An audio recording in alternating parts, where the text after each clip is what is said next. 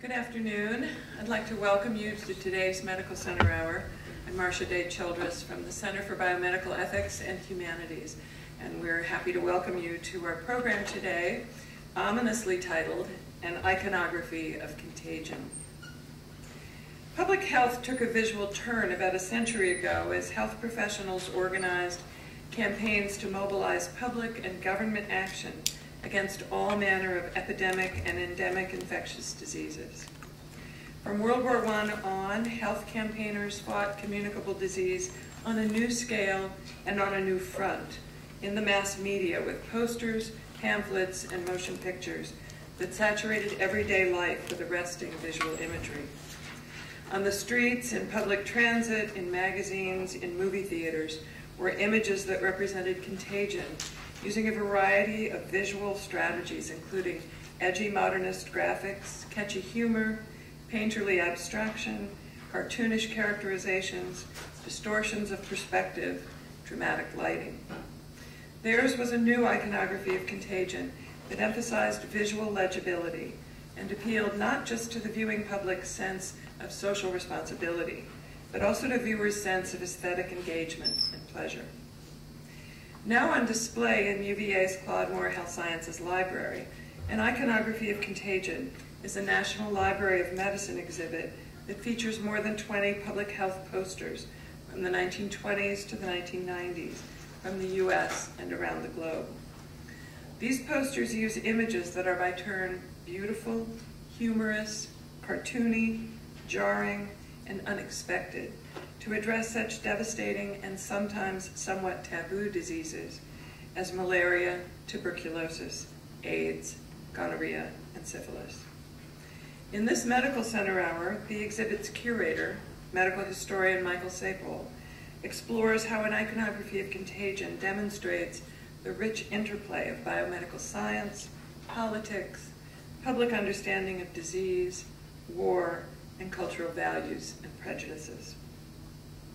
I'm very pleased to welcome back to UVA Michael Sappol, who visited with us and spoke at a Medical Center Hour a few years ago about the NLM's Dream Anatomies exhibit, which he also curated. You'll find a brief summary of Michael's wonderful career in your handout. And he is curator of this exhibit, which was with the National Academy of Sciences, I think, and now is traveling around the United States and stopping in Charlottesville. We are very grateful to the History of the Health Sciences lecture series led by Joan Echtenkamp-Klein for partnering with us on offering this Medical Center Hour. And we invite you to join us following the program in the lobby of the Health Sciences Library, where the exhibit is. We've got a reception with light refreshments there for you. And if anyone is in doubt about how to find the library, Joan, who's sitting right there with a poster, will lead the way. Without further ado, I'll turn the program over to Michael Sappol and these absolutely fascinating pictures.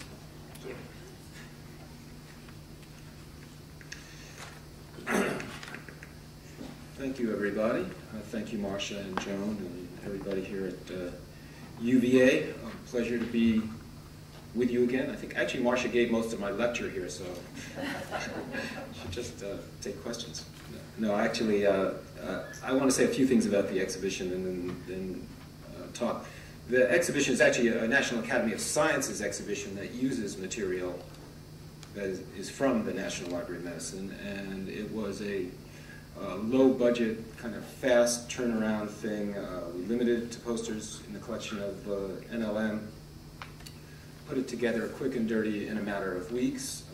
Very nice designer designed the show. Strangely enough, it seemed a kind of casual thing, but when the show opened, it got a lot of media attention, received notice in the New York Times and JAMA and on NPR and other places. And it's an exhibition that makes an argument, but that argument was only incompletely developed in the text, only partly supported by the material on view. Obviously, exhibitions are often incomplete things, and it's a small exhibition. Not just because of the briefness of the exhibition, but because in the act of putting the exhibition together, it's kind of a learning experience for me, and I learned and thought more deeply about the subject, and am still thinking about it. So this is a great opportunity for me to talk more about it here at UVA. I'm going to take the opportunity to flesh out the argument and hopefully start a discussion on the historical and current relationship between public health, media, and politics. So here goes. Oh, actually, before I get going, a few words about the title. Conventional wisdom says, for those of you who are fledgling exhibition makers, never use big or obscure or scholarly words like iconography in a title. It's a tribute to the National Academy of Sciences that they had enough institutional confidence in themselves and, I think, smarts to allow me to have my way with this. Iconography is, I think, an interesting and evocative word. It also has a nice rhythm. I love the rhythm of an iconography of contagion. Beyond that, I believe that if we always rule out the usage of unfamiliar or scholarly words in exhibitions and articles for the public, then the public never gets a chance to learn them. And these words, which can be very useful and pleasurable, never get a chance to enter into and enrich everyday speech or every other day speech.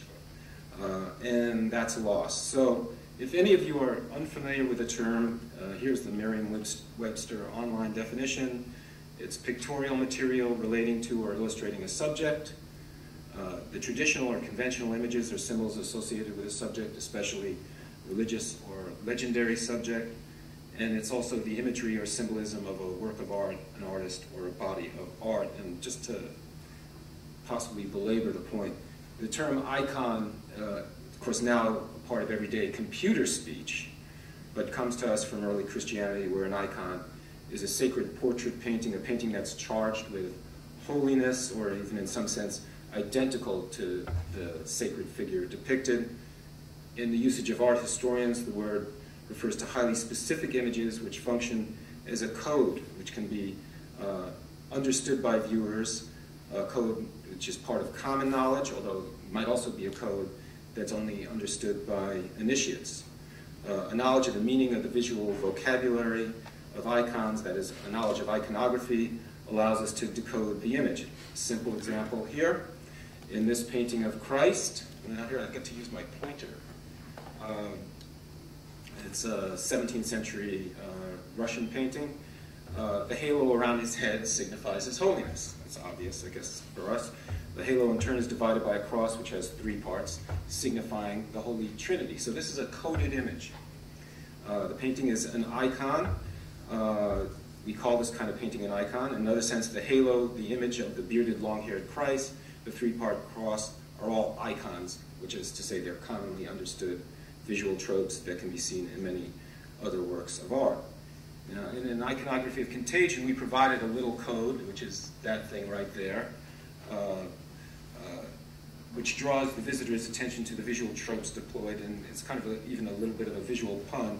The code is in the form of something that looks very much like computer icons, or actually isotypes, which is a kind of international pictographic language that was developed in the early 20th century by Otto Neurath, who is so pervasive that we don't even remark on them. The symbol on the men's and women's room, these kind of legible symbols, so that you don't need to know the language, you can just see the picture. Anyway, an example of iconography, which is germane to an iconography of contagion, is the iconography of death, which we know features skulls, snakes, crossbones, skeletons with or without sides, weeping willows, etc. Be seen on tombstones and funerary materials. Many of these tropes, the dance macabre, in which lively skeletons mock the living, were invented in the late medieval, early modern period, but even now in the 21st century, this iconography is pervasive, easily understood, perhaps can even be seen on the tattooed bodies of some people sitting in this room, or friends of theirs, anyway. Maybe not here, I don't see, does anyone here have tattoos? Don't be shy. You can show me afterward. Anyway, so there you go. And many of the images in an iconography of contagion do have this kind of sense of death mocking the living, which is derived from this earlier iconography. With that said, let's turn to an iconography of contagion, which is about 20th century health posters. This is a picture of Thomas Parran, the U.S. Surgeon General around 1940, almost dancing with delight in front of a display of health posters, some of which are featured in this exhibition. It's a stage photo, obviously, but it conveys the enthusiasm and joy which attended the production of health posters. And Parran himself was a very, very profoundly important Surgeon General who worked very hard to modernize and expand the scope of the U.S. Public Health Service, to have a very present and forceful and effective governmental health apparatus. And the use of mass media and visual mass media was very much a part of his agenda. So there you go, Parran dancing with posters. So to return to our exhibition, about 100 years ago, as Marcia said, public health took a visual turn. Health professionals began to organize coordinated campaigns that were designed to mobilize the public through eye-catching wall posters, illustrated pamphlets, motion pictures, glass slide projections. This is actually not a poster. This is a glass slide that people would attend this slideshow in the early 20th century to get a little lesson on venereal disease. This is a cover of a health pamphlet, another cover of a health pamphlet. These are posters, so it's part of a larger ensemble of materials, the poster. Of course, the early 20th century was a world which was increasingly saturated with images of mass media. I believe this is Times Square. It was an age of urbanism. The 1920s in Europe and North America was the first time in history where societies had more people living in cities than in the countryside. And there was a sense that people were entering a modern age and it would be an urban age. And it was a place, the urban street was a place where a riot of text and images festooned walls, kiosks, shop windows. And you can see some of the background billboards in this fairly desolate street scene. The use of poster campaigns with visually compelling graphics and slogans originated in the mid-1800s in Western and Central Europe and North America. Wall posters and billboards were deployed in mass media campaigns to advertise theatrical performances, sell products in conjunction with design labels and packaging, propagandize for political parties and for war mobilization, a very important and imminent use of images to people in the early 20th century, the experience of World War I. By the early 1900s, a new visual culture had emerged, and also a new group of professionals participated in it. This is advertising agencies, commercial artists, graphic designers, marketers, consultants, media experts, a group of people who call themselves business psychologists. And one of the principles of the new media was that it had to be visual and dramatic.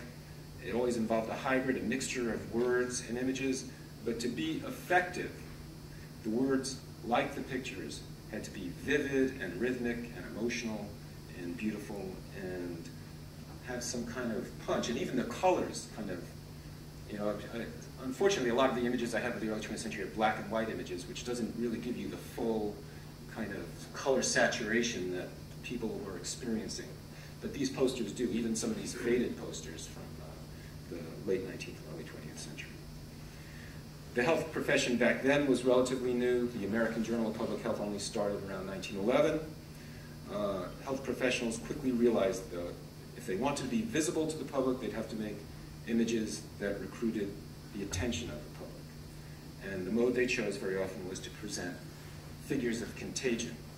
New figures of contagion. Here's the swarming crowd, very effective, especially to people who are living in cities or newly come to cities from the countryside. And of course the older figure, the dance macabre of death with an hourglass. They also used modernist aesthetics and graphic manipulations. These are both collages, which was a very hot and kind of edgy, almost avant-garde thing to do in the 1920s and 30s and 40s. Again, the crowd, image of the crowd. Of course, there's this ominous kind of blobby, maybe microorganismic thing in the backup cloud. Also, media proliferation. The proliferation of media itself here is a vector of contagion in this poster. Of course, they used humor. And of course, the insect becomes one of the primary figures of the iconography of contagion. The crowd, again, is here, but here the crowd is not the spreader of infection, but the recipient of it. And these are both done by very talented graphic artists. The one on the left is by Vernon Grant, who later went on to fame as the inventor of Tony the Tiger for Frosted Flakes. I think this work is better, actually, his public health work. And this is by a Danish artist named Storm P., who also did satirical cartoons, social satirical, political cartoons, and children's book cartoons, and has a beautiful kind of dramatic line. It's very powerful use of just black and white. Of course, dramatic lighting, it was mentioned, painterly abstraction, distortions of perspective of the scale, and other techniques. And of course, one thing I love about this is that it's self-referential. It also references the power of the poster itself, because the little man in front of a very big poster. Media manipulation is big. So the point is that in response to and inspired by the saturated, media-rich visual environment of the world around him, the designers and artists recruited for health campaigns devised this new iconography of contagion that emphasized visual legibility, incitement to worry, a very important thing that health campaigners, of course, learned from advertising, and the pleasure of the view. And they use all of these tricks and techniques developed by advertising, mass market publishing, and Hollywood, and create very effective posters, images that you just have to look at. Same idiom in health as in the larger visual culture of graphic design. First duty is to get attention. These are all posters that are in the exhibition, so I'm not going to linger on them. Outside North America and Europe, and even inside Europe and North America, there were posters that were more amateur productions, produced by indigenous artists, and where the images are shaped more by local political conditions or cultural aesthetics, or technological capabilities, or some hybrid where people are trying to create something that looks professional.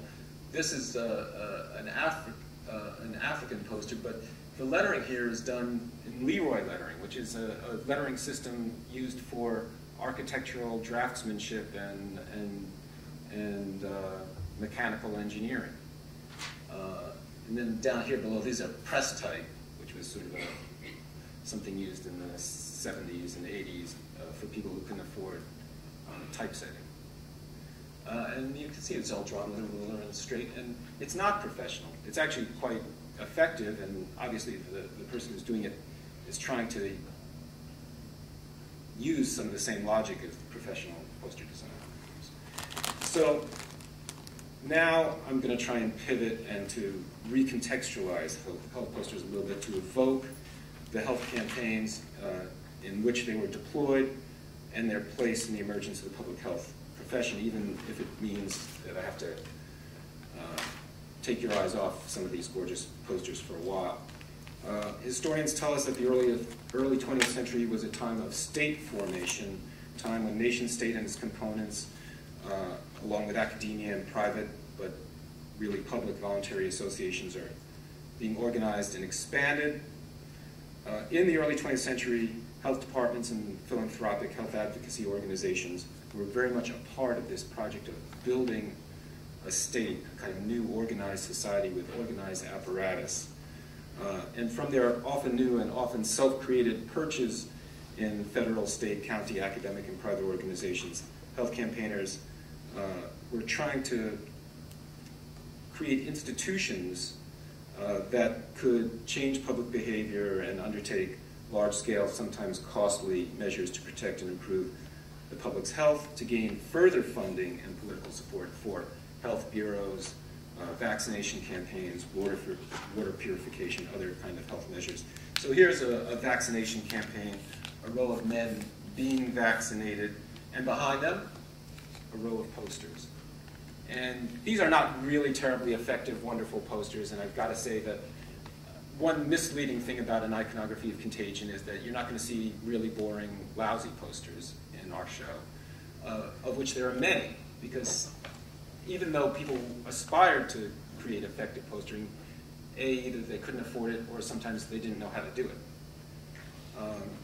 Anyway, so I think one more thing. Before we get to the next slide, there's this idea of the magic bullet.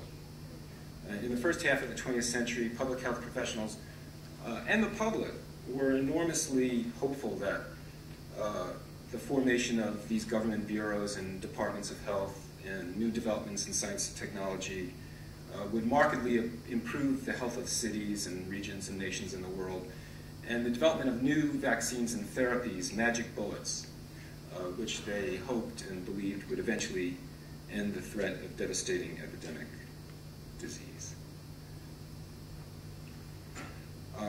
Public health advocates argue that entire populations needed to be educated to reject dangerous practices like spitting, taught to engage in healthy practices like boiling water and washing hands and brushing teeth, and to put themselves under the surveillance of legitimate government and medical practitioners. And that entire populations needed to be and could be mobilized to drain water-filled areas where mosquitoes could breed, support safe water projects, and even labor on them, and vaccination efforts, and so on. So the modern media technologies which mobilize all these people, and here's a slideshow, a group of people seeing a venereal disease slideshow, that's just a sort of representative example. And here's a health mobile where they bring the clinic to the people. They also bring posters and, as we'll see, information to rural areas. These are also seen as kind of like magic bullets, media technology. So now, what I'd like to do briefly is to stop talking for a second, show a little bit of a film clip that shows what a health campaign in around the 1940s in South Carolina, in an area that malaria was endemic to, how the health campaign was conducted. So I guess maybe could you dim the lights a little bit?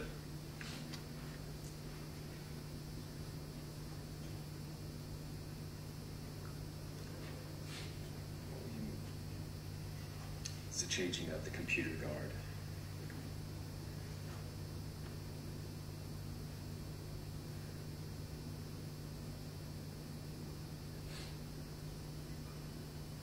See, my own media manipulation is not so smooth. The sound here is kind of rough. So. Here is how the civic group at Sumter, South Carolina tackled the problem. First, a local school teacher was selected to attend training classes at Memphis, Tennessee, where a 2-week course on the essential facts about the control of malaria and eliminate the mosquito was conducted by local, state, and federal public health officials. Of course, the community leaders who attended these classes couldn't expect to learn as much as their instructors in such short time.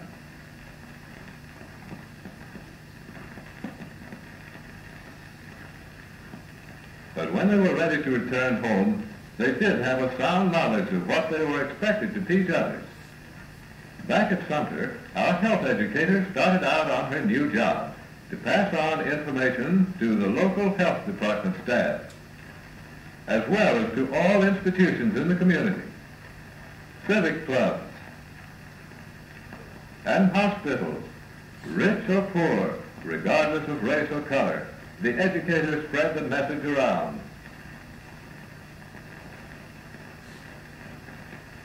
Holding up a poster.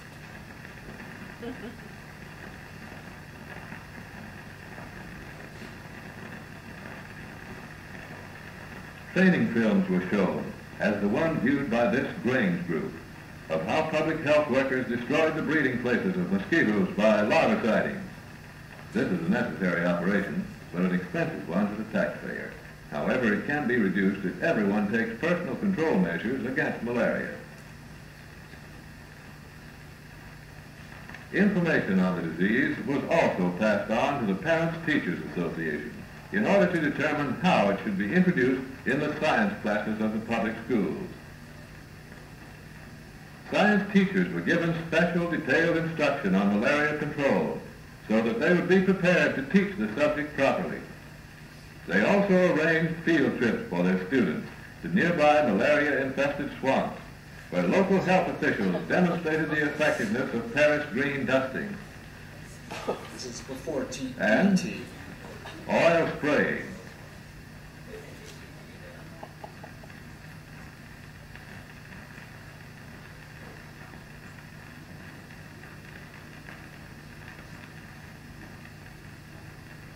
Mobile public libraries carried literature to rural areas where malaria control was most essential.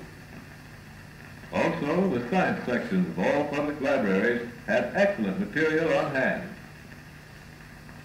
The use of poster and window displays helped to keep the people of the community up to date on all new information. Clubs were formed by those people who lived on farms and didn't have the opportunity to get into town often. The members of these clubs assembled periodically to listen to new methods of combating the old problem of malaria. No group was too small to receive the important information of the reasons why people got malaria and how to avoid it. At the County Health Center, the layman was given final precautions on how to safeguard his home, his family, and himself. When the health educator was certain everyone had sufficient information on malaria control, she briefly summarized these main points. Put up window screens to keep out the mosquitoes. Be sure and place patches over all the holes in the screens. See that all screen doors are kept closed. And as an added precaution, it is wise to place a net over the baby's crib. If there are cracks in the floor, seal them. See your doctor if you live in malaria-infested areas and suspect that you have caught the disease. Your doctor will test your blood, and if you do have malaria, he will give you immediate treatment for it. Spraying oil on the water surfaces of your private fishing ponds will kill the larvae in their breeding places. Or by sprinkling dusting powder of Paris green, as this woman is doing. And now that you've screened in that front porch, you can really relax without fear of catching malaria. Now, I should point out that these campaigns were effective. The incidence of malaria in South Carolina went down to almost nothing, even before the deployment of DDT spraying in the late 40s and early 50s. So anyway, that's a nice little demonstration. I'm going to go on now and just say that within the public health profession, we can return to some of the themes in the film at the end. Within the public health profession, there's tremendous enthusiasm and obsession almost with what was then termed publicity in the early 20th century. The very early issues of the American Journal of Public Health are full of them, as are every public health journal in the early 20th century. Articles, editorials on publicity, propaganda, health education. There's a sense that this use of media was going to play a vital role in modern public health practice. Health journals featured many articles on how practically to use visual media in health campaigns. The models were, of course, commercial advertising and government mass propaganda efforts of the Great War, but health departments, as the film indicated, often had very small budgets. So, for example, in this practical article advocates that health education programs, quote, seek the assistance of the art department in our schools to make exhibits and posters.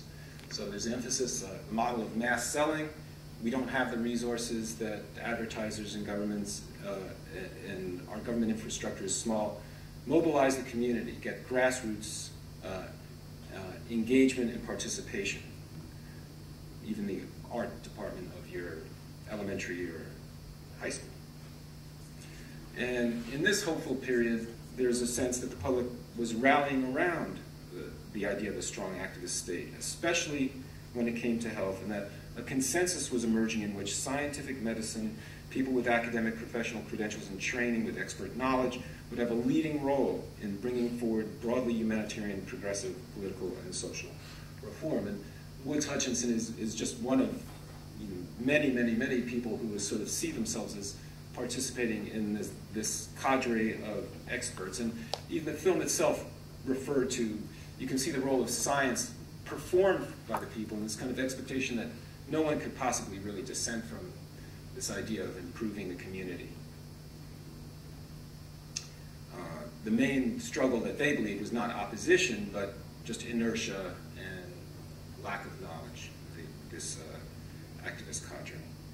The underlying assumption, maybe a dream, was that health mobilization would create an engaged, educated citizenry which favored science, governmental programs, a new consensus that in turn would lay the groundwork for further mobilizations, government institutions, and progress led by scientific experts in health and many other fields. In other words, this was a political and social vision premised on the idea that science transcended politics, and a social vision that science could overcome inherited customs and practices and inertia. The health campaign was part of an advance guard that would lead the march to modernity. And this poster actually brilliantly kind of summarizes it visually. Fight TB with modern weapons. There's this whole feeling of modern, modern, modern. In all of this period, we have to be modern. We're entering a new era of the modern. We have to do things differently, and a kind of excitement and pleasure with it. So you can see there's, in this poster, there's different iconographic elements, the microscope, people are marching forward. You can see it's sort of a march into modernity, just the directionality of things. Medical examination, the chest x-ray, very important, modern technology that was going to be pervasive mass screening, tuberculin test, more scientific, technological approaches, but the poster itself is part of this, is a modern weapon. And so even though the postering is not depicted in this illustration, it sort of, the poster performs it. Now, moving on into the second half of the 20th century, these hopes become complicated by a variety of trends, deeply entangled in politics and historical circumstance. In Western Europe, in the wake of the devastation caused by World War II, coordinated health campaigns are undertaken by centralized national ministries of health, of the emergent social democratic regimes which spring up or are invigorated after the defeat of Nazism. Health media campaigns undertaken to address imminent dangers such as typhoid, to construct and improve societies and nations. And these are the social democracies of Western Europe and Scandinavia, which for the cadre of health activists in the US are models. Scandinavia is a big model for what people in the US are doing, and there's a lot of commentary on how they do it in Sweden and Denmark. Now, such coordinated campaigns were more difficult to stage in the US, which was divided among state, local, and private groups in a way that European nations were more centralized. But there was also this fund of public support for a well-funded, powerful state, riding high after the experience of World War II, in which American government mobilized the nation in a way that had never been done. It was kind of a total effort. People participated in the war, the government expanded usually, and entered into many fields that it had never operated in before. Now in Europe, in this post-war period, where each nation only had a few government-run TV and radio stations, much better for health campaigners. They could blanket the airwaves, mount pervasive, all-out coordinated media blitzes. By contrast, in the US, of course, American people were already bombarded with a blizzard of images and media outlets from many sources, many TV channels, much more radio stations, many more mass circulation magazines, etc. So health campaigns can only make a small dent in some ways in public consciousness. And to further complicate matters, in the darkest days of the Cold War, mass mobilization in the United States and the building of public health infrastructure came under some suspicion, as being socialistic. And in fact, a sizable number of people in the field connected their professional work to support of socialism, communism, social democracy, although many also connected their work to religious beliefs. And of course, some people held religious beliefs and beliefs in socialism. As a way out in America, increasingly people look to a new purely technical solution to problems, magic bullets that didn't require mass mobilization on this kind of South Carolina model that we saw earlier, and didn't require public vigilance and kind of engagement.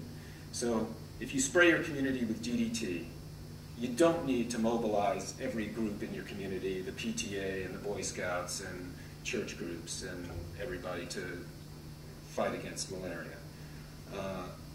And if you can cure tuberculosis with antibiotics, then you don't need a National Tuberculosis Association to initiate mass campaigning and Christmas seals and to end spitting and all this other stuff. And eventually, the National Tuberculosis Association changes its name, American Lung Association, because that kind of mobilization effort no longer works in American society. By way of contrast, in communist countries, and especially in the People's Republic of China under Mao, wall poster campaigns became one of the primary mechanisms by which the population was informed and regulated by party line on matters of health and everything else. Postering, it was thought there, was particularly well suited to a poor modernizing country in which many people were illiterate or semi-literate, did not own or have access to radio and television, and in which the state had absolute control over print media. With little competition from other visual media, postering dominated the landscape.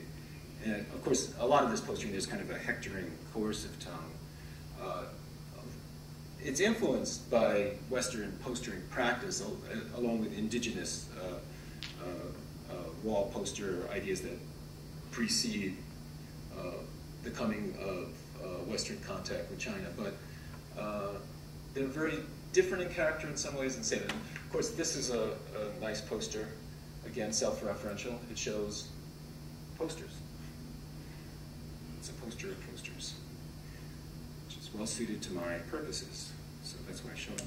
Anyway, so by the 1960s and 70s, switching back to America and the world, in the wake of the invention of the polio vaccine, spread of antibiotics and DDT, many Americans came to believe that advances in medical science and technology were ushering in a new golden age, in which disease would eventually be entirely conquered by science and technology, only a matter of time.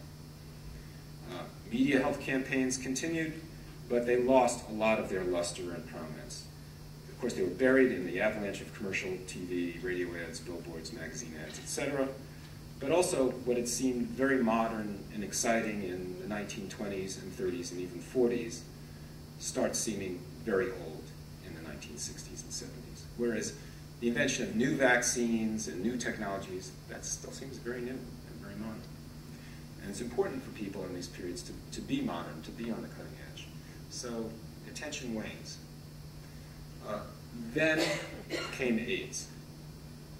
In the 1980s, emergence of the devastating HIV/AIDS epidemic, along with the rise of antibiotic-resistant pathogens, the resurgence of malaria, collapse of health infrastructure in decolonized countries in Africa.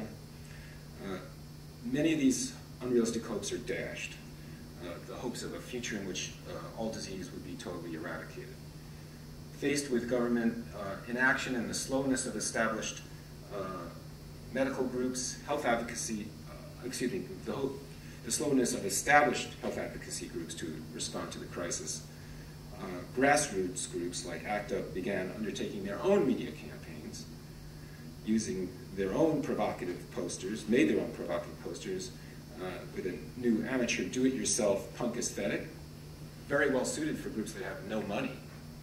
You have energy and love and passion. And these were part of their campaigns to force experts and governments to pay attention. also, there's a kind of all of these posters always convey more than just a message on health. They're rich, and these are also deliberately posters that advocate some vision of an emancipated society in which same-sex love would be accepted and not persecuted. The art was often sexually provocative.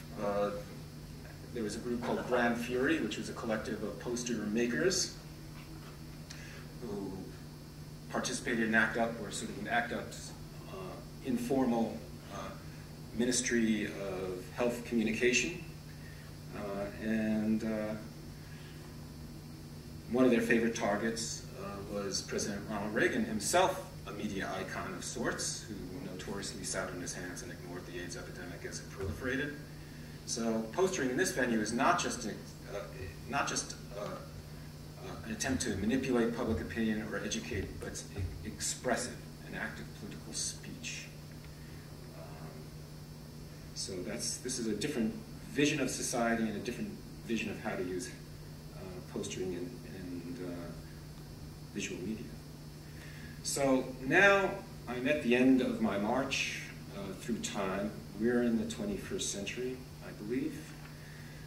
And I'm just going to say a few things about the current situation in which health media campaigns are not particularly connected to any encompassing or hopeful or passionate or oppositional social or political vision. They're conducted mainly by professionals, but also by amateurs in government and business, doctors and patient advocate groups. They can be found in schools and magazines, direct mail, TV spy ads, and of course, ever present to all of us, websites, listservs. Grassroots postering on the Grand Fury ACT UP model continues mainly on college campuses and in gay and bohemian districts of cities. But I would say it's lost its punch. I don't think many people attend to it in the same way as they did in the late 1980s and 1990s, early 1990s. There's little excitement or enthusiasm about the subject of media campaigns in public health journals and public health schools. And the whole field has become increasingly specialized as health communication. And the health communication journals, I think, are mainly founded in around 1990 or so, the ones that exist, with a very narrow emphasis on what kinds of media campaigns work or don't work, and that's usually the language in which it's coached. No emphasis at all on the broad goal, or a broad goal, of creating an informed public and engaged citizenry, or what that might consist of, or be important to, or be problematic, and very little sense of historical consciousness. The health communication journals I've looked at make virtually no reference to this history. So my talk today, I hope, will play a modest role, give a small contribution in sparking some larger interest in this topic, which I think is very important. And it's important that we think about how to educate and mobilize the public to participate and engage in politics and social action that can really grapple with the enormous problems, the ongoing public health disasters that we currently face around the world today. So that's what I have to say, and I want to thank you all very much for your attention, and willing to engage in discussion, questions, comments from you. I would welcome. Thank you.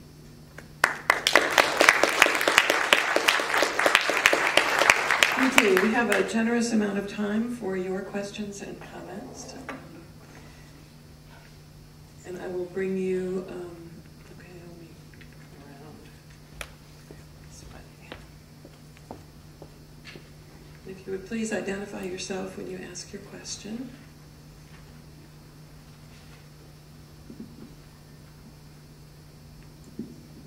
Hi, Michael Preston Reynolds, Center for Biomedical Ethics and Humanities. Now, when people do marketing campaigns, public campaigns, there's an attention to health literacy. I'm sorry. Health literacy. Yeah. Making sure the language is at, the 6th grade level or less. Yeah. Is there any appreciation for that in these posters? Was anyone aware? Because it doesn't appear that. I mean, they're so graphic. And I don't know if the language in them is dense. But has anyone looked at them with that lens? I think they had a learning curve. I think that's a good question.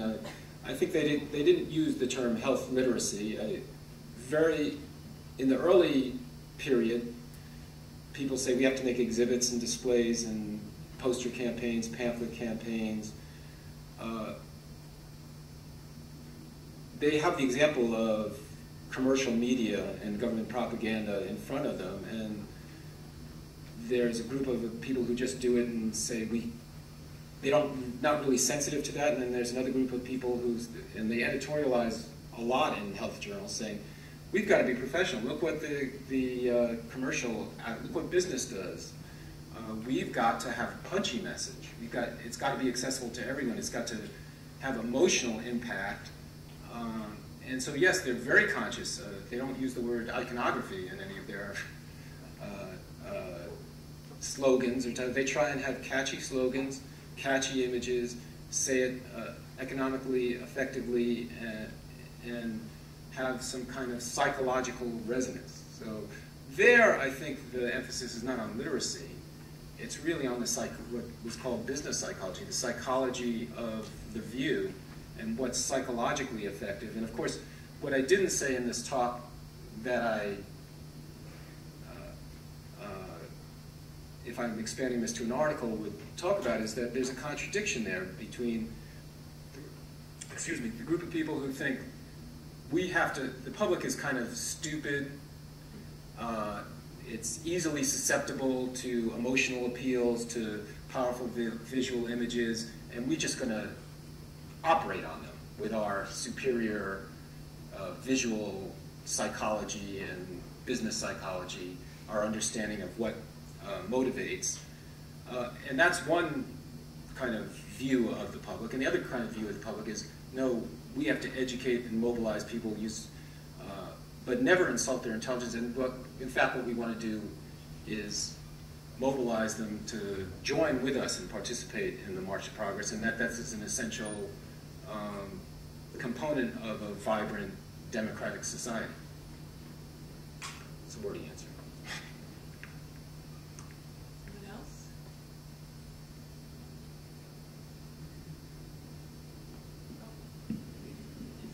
Hi, Rob Morris, chaplain resident.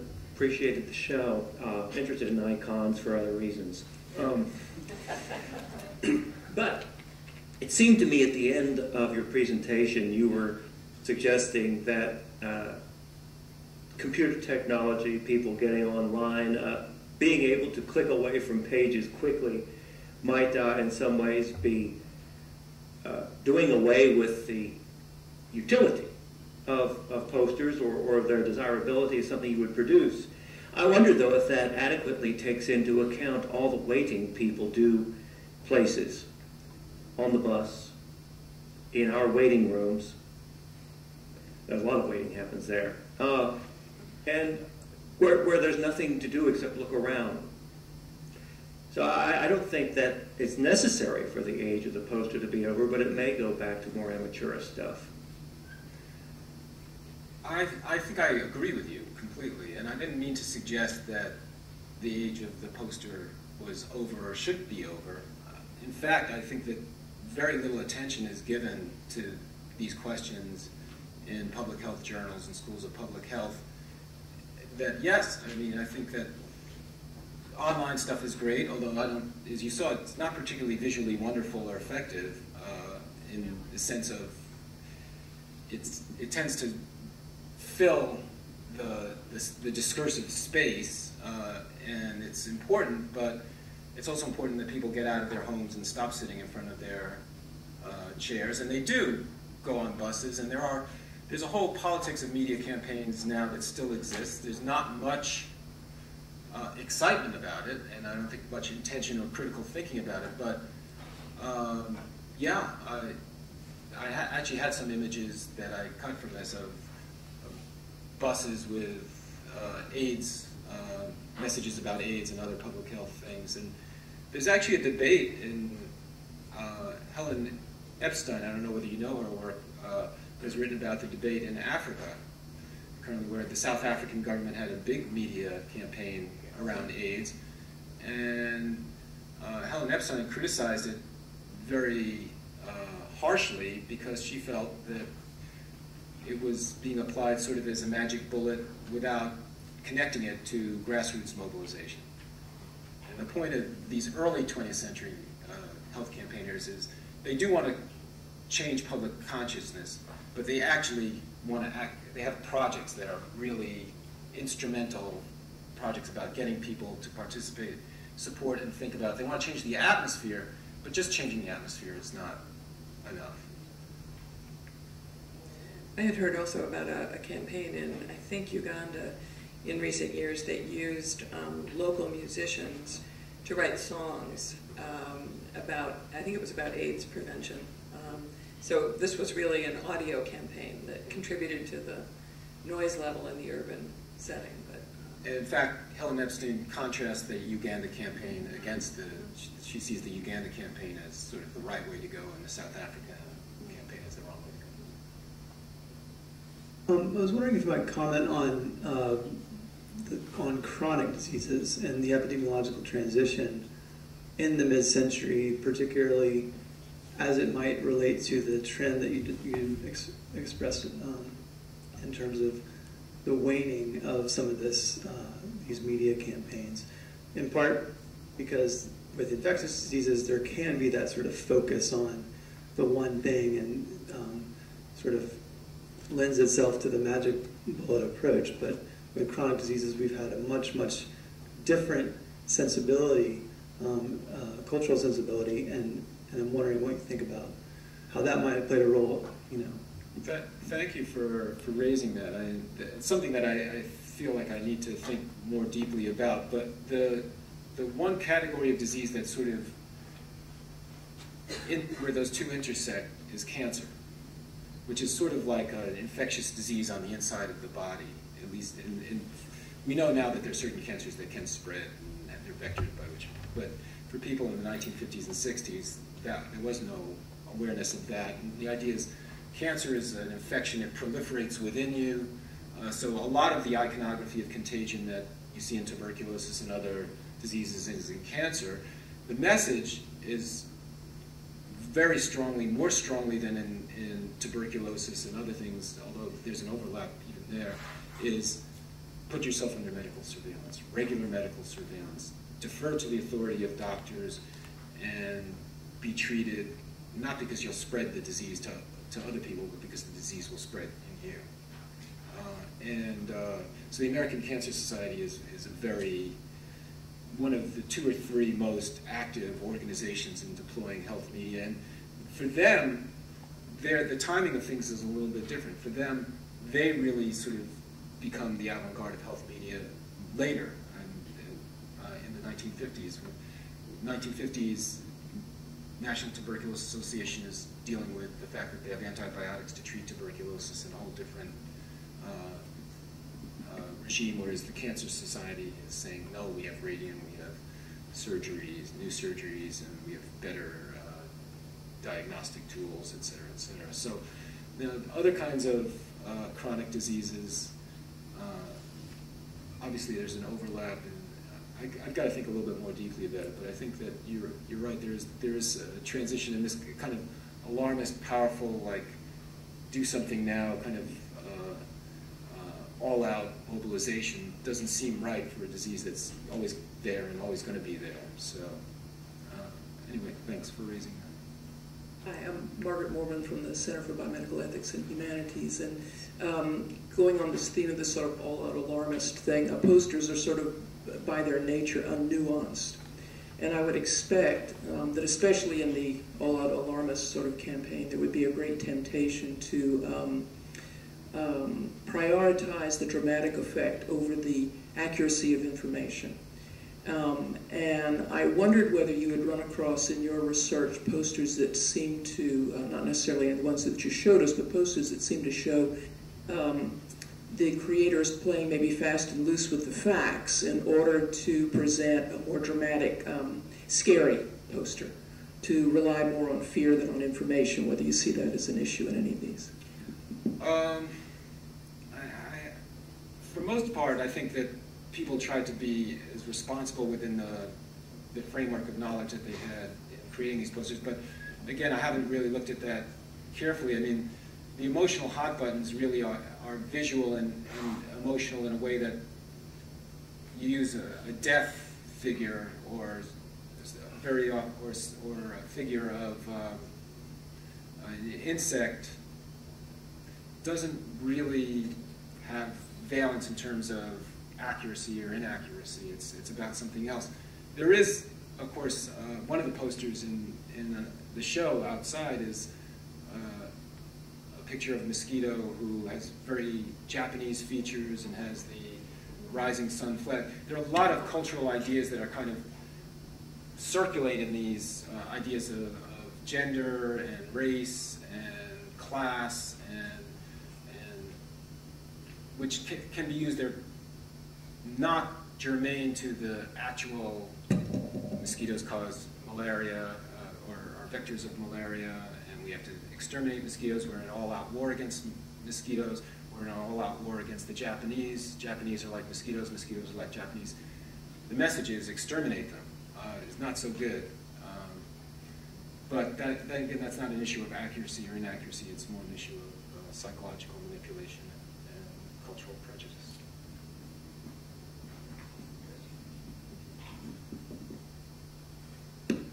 On that same note, do you have a sense of what the response, or if there were kind of controversial responses to some of the posters? Because you mentioned how, there are cultural issues, or on some of them, I know that, in a post-feminist U.S., you would never really be able to make a poster against venereal disease that blamed it all on women. So if there were any sort of, backlash to any of the posters. I'm sure there were. I have not made any study, but obviously in the era of feminism, where we know that posters that blame women as being the vectors of venereal disease, promiscuous women, is where we now can see, and I'm sure some people back then could see how deeply wrong that was. But again, each one of these posters is part of a particular campaign, which is in itself a research project. And I don't know the answer to your question, but I'm certain that if you went into a variety of different campaigns in the 1930s, 40s, and 50s, you would find resistance and objection and debate, and some people would be mightily offended. Certainly Japanese Americans would be mightily offended by the portrayal of Japanese bugs that have Japanese features. So that's a worthy topic of further research.